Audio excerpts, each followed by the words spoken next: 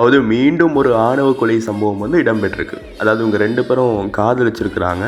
அதாவது இந்த பையன் வந்து குறைஞ்ச ஜாதி பையன் அப்படிங்கிற ஒரு காரணத்துக்காக இந்த பெண்ணுடைய தம்பி வந்து இந்த பையனை வெட்டி கொல்றான். இத்தனைக்கும் இந்த பையன் வந்து ஐடியில் படிச்சிருக்கான். வருஷத்துக்கு 12 லட்சத்துக்கு மேலே சம்பளமும் வாங்கியிருக்கான். உன்னை எப்பவும் ஞாபகத்தில் வச்சுக்கொள்ளுங்க.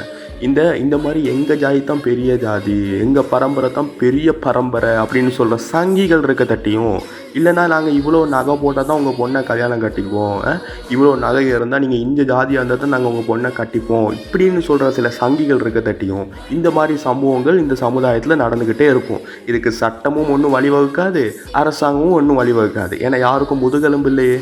முதல்ல இந்த மாதிரி சம்பவங்கள் நடக்காமல் இருக்கணும்னா நீங்கள் திருந்துங்க. இந்த ஜாதி பார்க்குற, வரதட்சணை வாங்குகிற சங்கி கூட்டத்தை, இந்த சங்கிகளை இந்த சமுதாயத்திலேருந்து அடியோடு அடித்து ஒழிக்கணும். என்னைக்கு ஒழிக்கிறீங்களோ அன்னைக்கு இது எல்லாமே நிறுத்தும். இதுதான் உண்மை.